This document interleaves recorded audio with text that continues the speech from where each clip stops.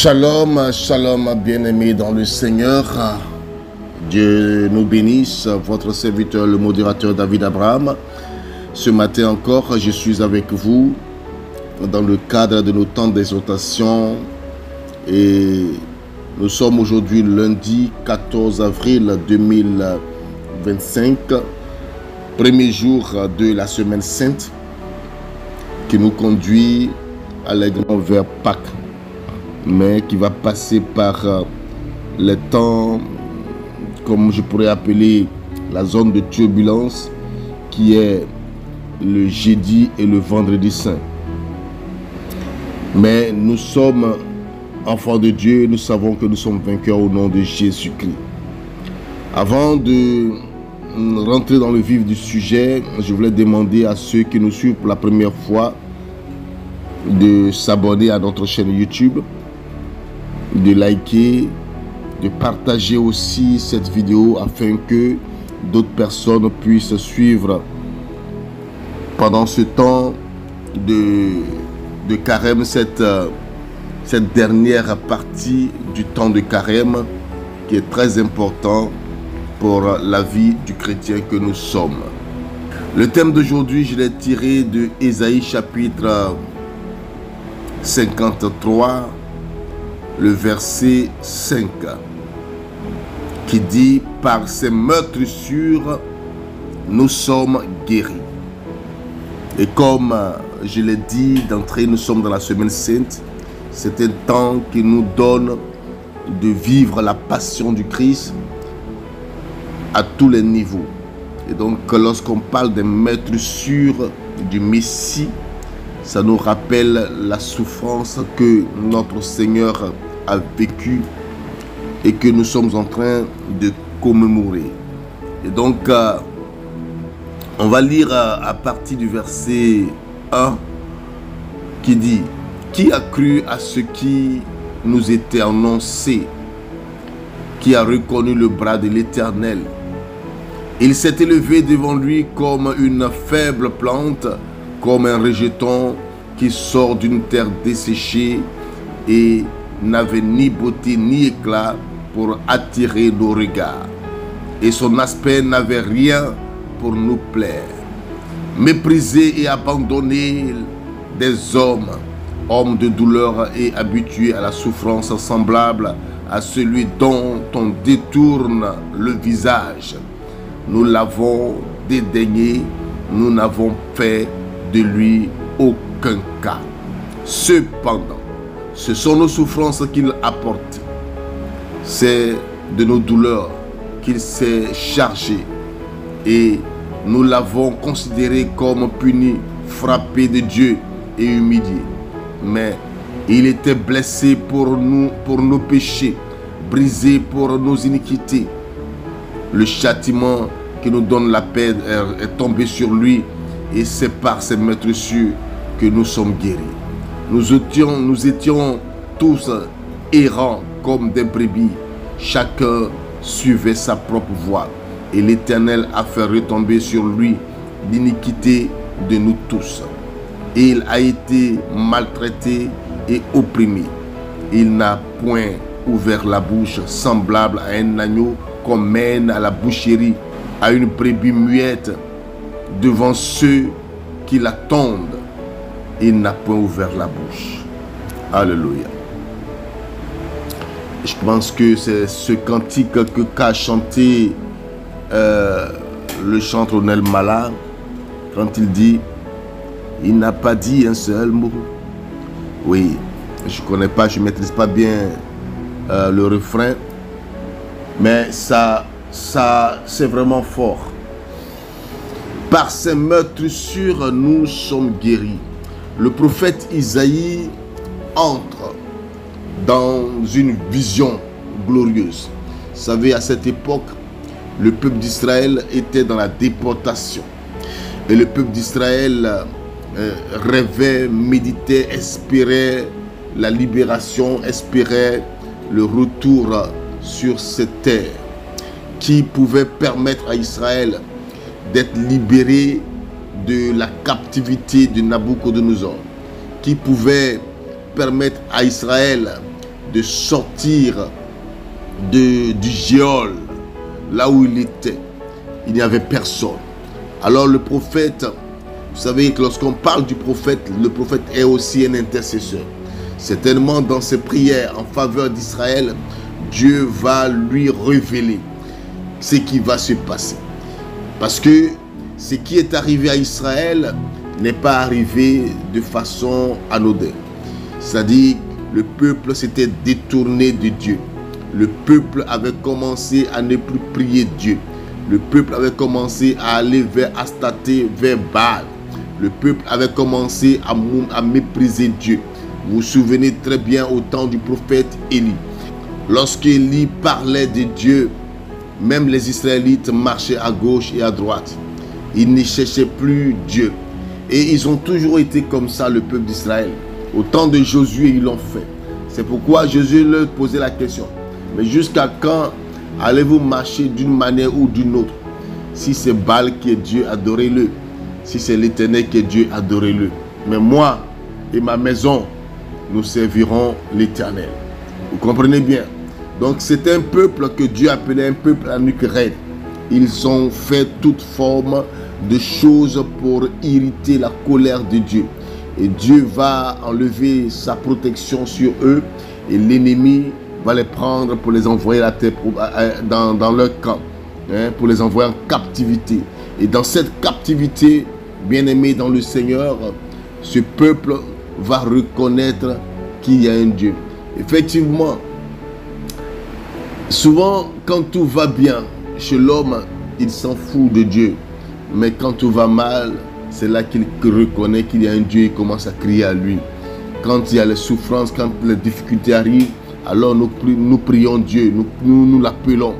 Et dans cette prière, comme Dieu il est amour, il va répondre à la prière du prophète et lui donner cette vision. Cette vision, et dans cette vision, le prophète va voir quelque chose que tout le monde ne peut pas voir. Ça commence à partir du verset 13, verset 3. Il dit: mépriser et abandonner des hommes de douleur et habitués à la souffrance, semblable à celui dont on détourne le visage. Nous l'avons dédaigné, nous avons fait de lui aucun cas. Cependant, ce sont nos souffrances. Voyez, pour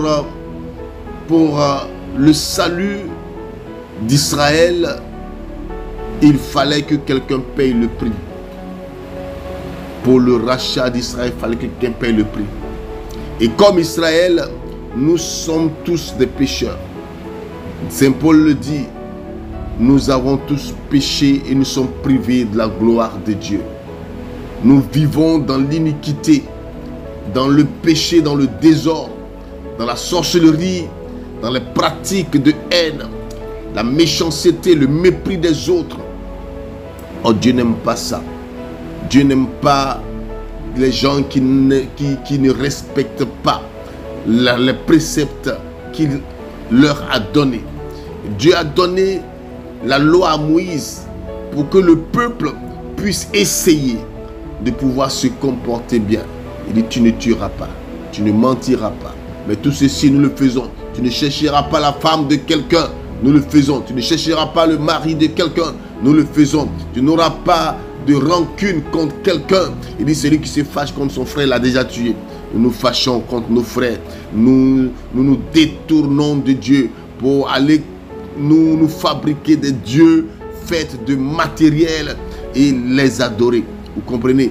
Et cela a irrité Dieu. Parce que Dieu est jaloux. Il ne pouvait pas. Ça l'a irrité. Et donc nous sommes tous privés de la gloire de Dieu. Nous sommes condamnés. C'est-à-dire que si Dieu nous laisse en l'état où nous sommes, à l'avènement, sans Jésus-Christ de Nazareth, à l'avènement, c'est-à-dire à la fin des temps, nous partons tous directement en enfer. Personne, car il est écrit que le juste même pêche 7 fois par jour. Donc, c'est-à-dire que ce juste-là même ira en enfer. Qui peut nous sauver? Qui peut nous délivrer? Le verset 4 dit: Cependant, ce sont nos souffrances. C'est-à-dire quoi? Il fallait quelqu'un pour payer. Vous voyez, à chaque péché, il y a une sentence qui accompagne. À chaque péché, il y a une sentence. Il dit, celui qui tue, on le tuera. Celui qui règne par l'épée, périra par l'épée. Et donc, c'est la sentence que Dieu prévoit. Mais cette sentence, est-ce que nous pouvons la supporter? Alors il fallait quelqu'un. Quand Dieu regarde dans le ciel et sur la terre, il n'y a personne.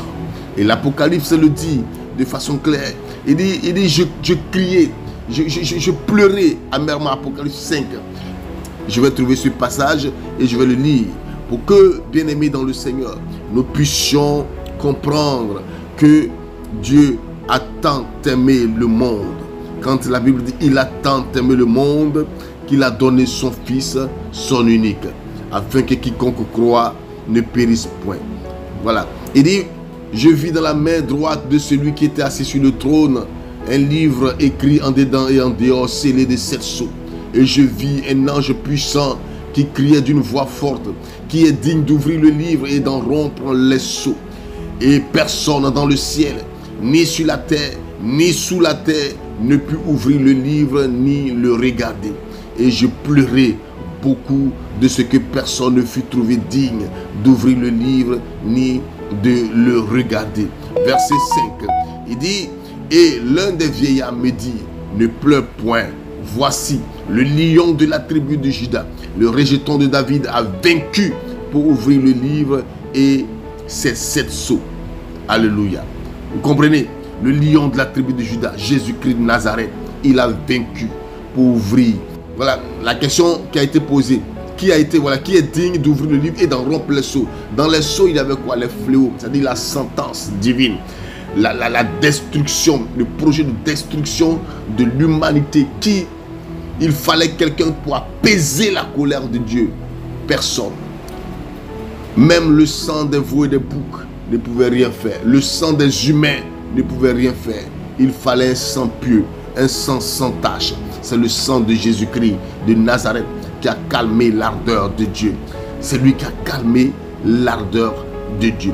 Bien-aimés dans le Seigneur, par tes maîtressures, nous sommes guéris. Par ces maîtressures, nous sommes guéris. Une guérison qui surprend.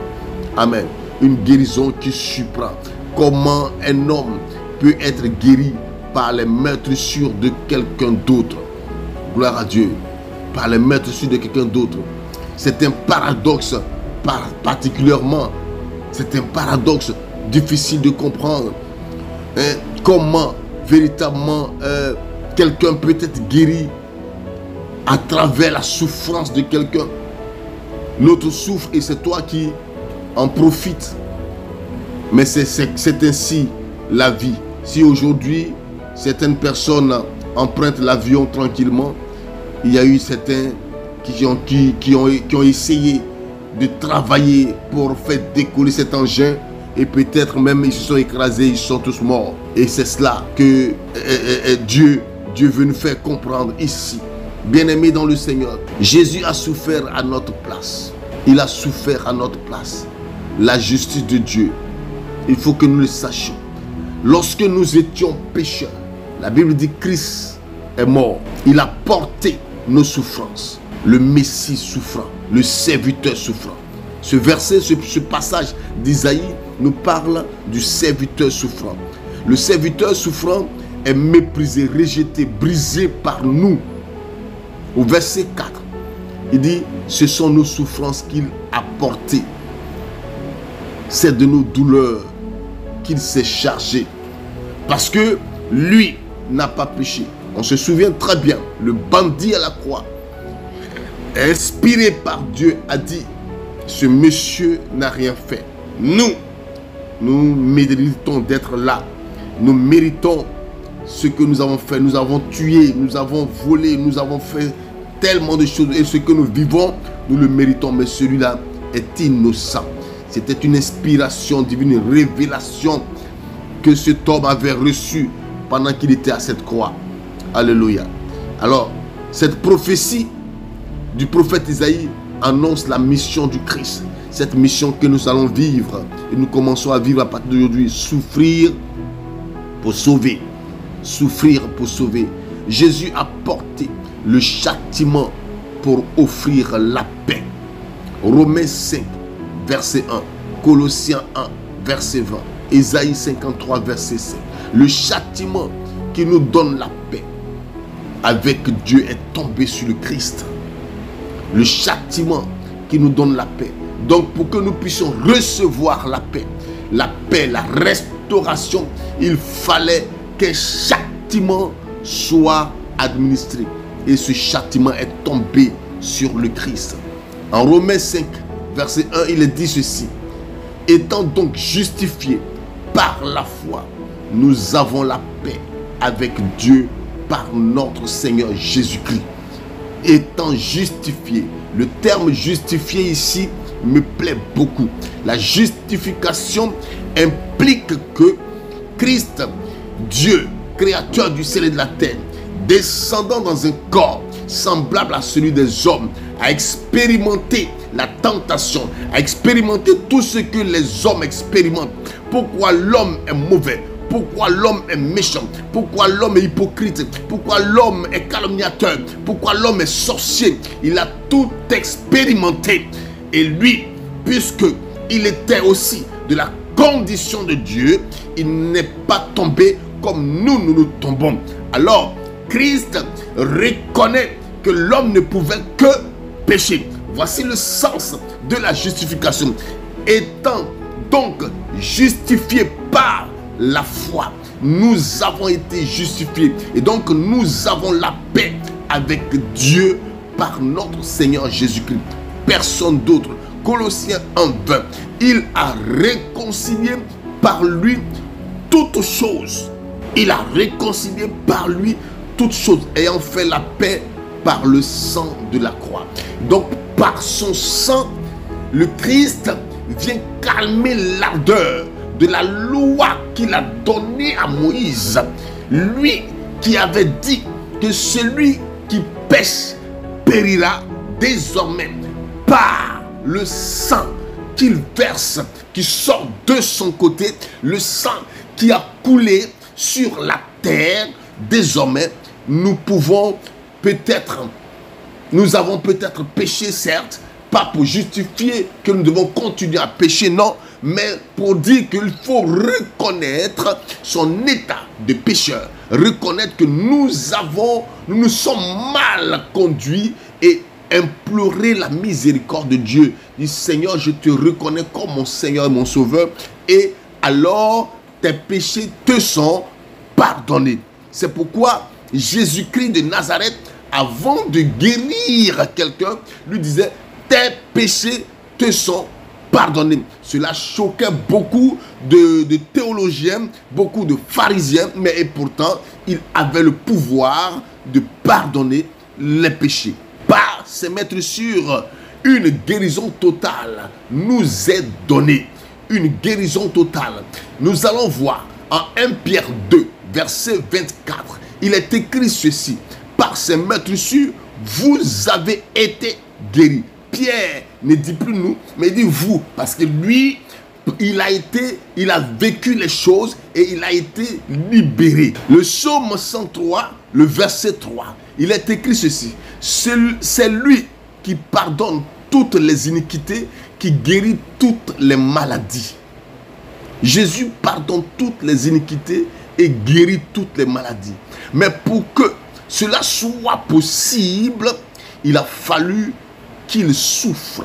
Il a fallu qu'il souffre, qu'il soit torturé, qu'il soit massacré, que sa dignité de roi soit foulée aux pieds. Lui, le roi, lui, le Seigneur, célébré hier à travers les rameaux. Quand il entra à Jérusalem, les gens ont crié, ils ont ovationné, ils ont loué Dieu, ils l'ont appelé fils de David. Maintenant, il fallait qu'il meure. Mais il fallait qu'il meure, il fallait que les gens se retournent contre lui. Il a été totalement abandonné et on a pensé que Dieu l'avait rejeté. Vous voyez, en Hébreu 11, Hébreu 10 du moins, verset 19 à 22, une réponse attendue. La foi, la gratitude et l'engagement. Hébreux 10, verset 19 à 22, nous donne l'assurance de nous approcher avec foi grâce au sang de Jésus. Nous pouvons désormais nous considérer comme saints par le sang de Jésus-Christ de Nazareth. Jean 1, 12. À tous ceux qui l'ont reçu, il a donné le pouvoir de devenir enfants de Dieu.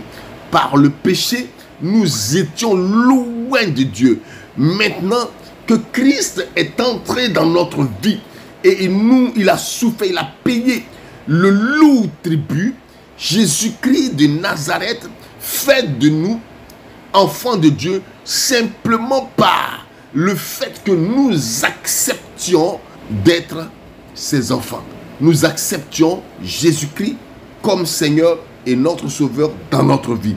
C'est pourquoi offrons nos vies en sacrifice vivant par gratitude pour ce que Christ a fait de nous. Que nous puissions offrir nos vies. N'hésitons pas. Celui qui peut nous sauver s'appelle Jésus. Il a accepté d'aller à la croix. Vous voyez, il dit dans le ciel, même les anges qui sont dans le ciel sont restés tranquilles à la question: qui est digne d'ouvrir le livre et d'en rompre les sceaux? Les anges, les archanges, les chérubins, les séraphins sont restés tranquilles. Personne dans le ciel, ni sur la terre. Sur la terre, il y a qui? Il y a les hommes, il y a les grands féticheurs, il y a les marabouts, les dévers, il y a Bouddha, il y a Mahomet, il y a toute forme de pratique et de spiritualité, de considération historique, de légende pour justifier que tel a fait des miracles. Les miracles, n'importe qui peut les faire, mais personne ne peut sauver. Personne ne peut sauver ton âme. Pour le salut de ton âme, personne. Sinon, si c'est les miracles, pour que, ça même les Guinamori le font, hein, ce qu'on appelle les effets de magie. Hein, ils le font et puis souvent tu ne vois pas. Le gars, il fait sortir un pigeon quelque part et on acclame. Vous voyez, des tours de magie, on fait ça. Les gens le font. Mais il y a des choses que les gens ne peuvent pas faire. Qui est prêt à aller mourir pour toi? Qui est prêt à se sacrifier pour toi? Il dit ni sous la terre. Sous la terre, il y a les morts. Souvent, on a tendance à vouloir adorer nos parents qui sont décédés sous prétexte que oui, on va donner la boisson à nos parents. Ouais, il faut leur donner la boisson, il faut faire des libations. C'est des pratiques dépassées. Quand on est chrétien, on ne doit plus les faire. Personne ne peut sous la terre parler, ne peut ouvrir. Il n'y avait plus quelqu'un qui puisse ouvrir le livre, ni de le regarder même. Le livre même, on ne peut pas le regarder. À plus forte raison, l'attraper. Non, personne. Et un seul a été trouvé digne, le lion de la tribu de Juda. C'est lui qui a payé le prix. C'est pourquoi tout homme doit pouvoir donner sa vie à Jésus-Christ. Il faut que tu donnes ta vie à Jésus-Christ. Si tu l'as déjà fait, il faut renforcer cela. Si tu ne l'as pas encore fait, c'est le moment de donner ta vie à Jésus-Christ. C'est lui qui est allé, qui a accepté la souffrance. Par ses meurtrissures, il a été défiguré, il a été déchiré, il a été transpercé pour que toi tu aies la vie, pour que toi tu sois un enfant de Dieu, pour que désormais quand tu cries, le ciel puisse se mettre en mouvement. Bien-aimé dans le Seigneur, que Dieu te bénisse. Très bonne semaine sainte dans la prière, très bon temps de jeûne. Et cette semaine, si tu peux jeûner, ça fera beaucoup de bien. C'est la dernière semaine, la dernière ligne droite pour aller vers Pâques. Jeûne, prie et tu verras. Dieu fera quelque chose pour toi. Shalom à tous.